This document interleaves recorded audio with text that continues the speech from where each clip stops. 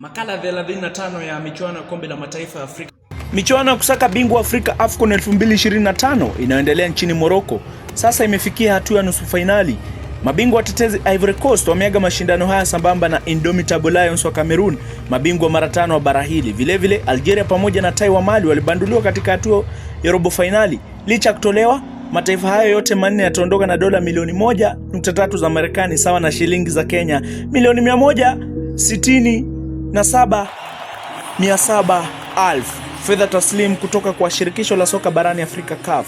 Katika moja ya nusu finali kali, mafarao Misri, taifa pekee kuwahi kutetea taji la AFCON mwaka 2010, watapambana na masimba wa Teranga wa Senegal katika mechi ya kusaka tiketi ya finali. Senegal walijikatia tiketi hiyo baada ya kuitoa Mali kwa bao 1-0, huku Misri wakiwabandua mabingwa watetezi Ivory Coast kwa mabao 3-2. Omar Mamouche na Mohamed Salah walitikisa nyavu kuisaidia Misri kusonga mbele. Ikumbukwe kuwa mara ya mwisho mataifa haya mawili yalipokutana katika finali, Senegal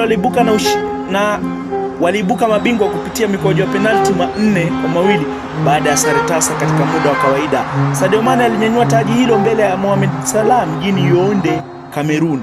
Mechi hii ya nusu finali itachezwa katika uwanja wa Grand Stade de Tangier jijini Tangier Jumatano saa 2 usiku.